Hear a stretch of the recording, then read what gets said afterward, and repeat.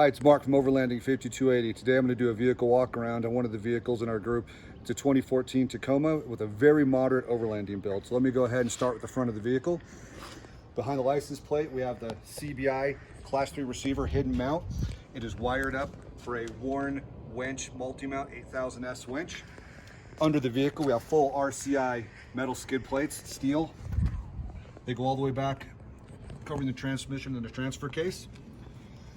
Under the hood, we have the Off-Grid Engineering dual battery split system. It's controlled by the Blue Sea ML ACR. On the back of the vehicle right here, we have the power trays platform with a Blue Sea fuse block. We've got plenty of room for expansion. I'm going to walk you down the side of the vehicle over here. We got the Safari snorkel, give us nice fresh clean air when it's dusty. The suspension on this vehicle is the Old Man Emu coilovers with Dakar springs in the rear. We've got BF Goodrich all-terrain tires.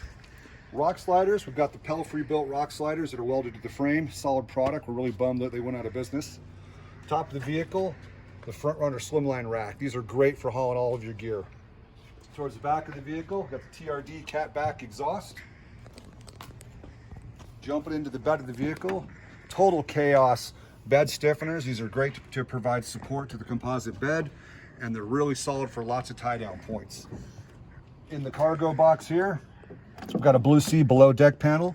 You can monitor your batteries. You can plug in 2 different 12 volts and a USB. Walk you around to the front of the vehicle here. Inside the vehicle, we've got a red switch right here. This is how you control your dual battery system.